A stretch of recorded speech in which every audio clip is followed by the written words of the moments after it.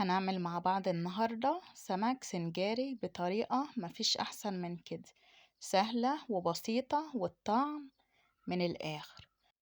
بس كملي معايا الوصفة للآخر، وهنبدأ على طول في المقادير علشان ما اطولش عليكم. معايا سمك بلطي زي ما انتوا شايفين كده 4 سمكات. هنضفه واغسله كويس، وهبدأ افتحه من الظهر زي ما انتوا شايفين. هفتح الدماغ الأول بالمقص، وبعد كده هفتح الظهر هكمله لحد الاخر زي ما انتوا شايفين كده. كنت فتحت الظهر، وهبتدي بقى بالمقص انني اسلك من جوه وافتح السمكة بشكل كويس. ونضفت البطن بتاعتها وغسلتها وبقت معايا بالشكل ده. عملت الكمية كلها وكده خلصنا السمك. ندخل على التتبيل. معايا فلفل وشطة وتوم وطماطم وليمون وكزبرة، معلقتين خل ومعلقتين زيت، وعندي ملح بهارات ومعلقة بابريكا.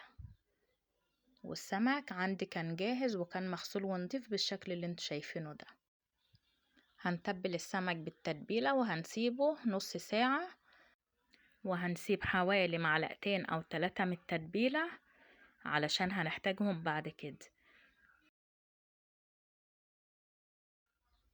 وجهزت 2 بطاطس حجم وسط، و2 بصل حجم وسط، وطماطمايه صغيرة.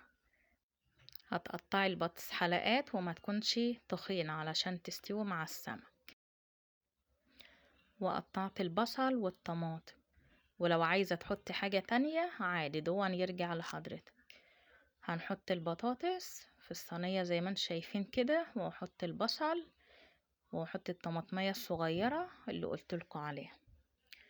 وبعد كده هحط معلقتين الدقة اللي كنت سايباهم على جنب، وهنخلط دون كله في بعضه مع شوية من الملح البهارات علشان نظبط الطعم. وهنقلب كل ده مع بعض بشكل كويس، وبعد كده هنحط السمك على الوش على طول.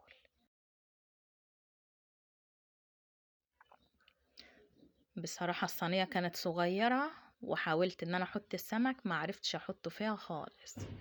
زي ما انتم شايفين كده انا مرضتش اشيل المقطع دون علشان اوريكم. اوديه يمين اوديه شمال ما هوش راضي يظبط. فكبرت طبعا الصينية، شلت السمك تاني ونقلت اللي في الصينية للصينية الكبيرة دي، ورصيت السمك زي ما انتم شايفين كده. هيبقى مرصوص مظبوط واخد راحته في الصينية علشان يحمر ويطلع شكله كويس في الاخر. وقطعت شرايح رفيعة من الليمون وحطيتها على الوش بالشكل ده زي ما انتم شايفين كده. وغطيت الصينية بورق فويل ودخلتها على الفرن على درجة حرارة من 180 ل200، يعني على الهادي كده. وسبتها حوالي 20-25 دقيقة كده، وبعدين شلت الفويل وسبته تحت الشواية ربع ساعة لحد ما أخد لون كويس. في الوقت دون أنا كنت بعمل رز صيادية. حمرت البصل زي ما انتم شايفين كده، وهطبخ شوية رز صيادية جنب السمك.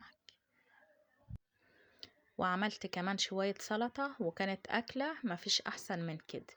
دلوقتي السمك كان طلع معايا من الفرن، وبجد ريحته كانت قلبة الدنيا. بتمنى ان انتوا تجربوا السمك بالطريقة دي، وياريت تقولولي رأيكم. ولو في اي سؤال عن الوصفة ياريت تكتبوهولي في كومنت. ودلوقتي حطيت السمك في طبق التقديم، وحطيت معاه شوية رز، وحطيت كمان بطاطس وسلطة. وبجد مفيش احسن من كده، بجد روعة.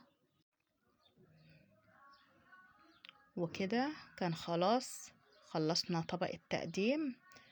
وشوفوا اللحمة من جوه ما شاء الله بيضة ودايبة دوب كده. وبكده يكون خلص معانا الفيديو. ياريت لو عجبكم لايك واشتراك في القناة وتفعلوا زر الجرس وتعليق حلو زيكم. مع السلامة.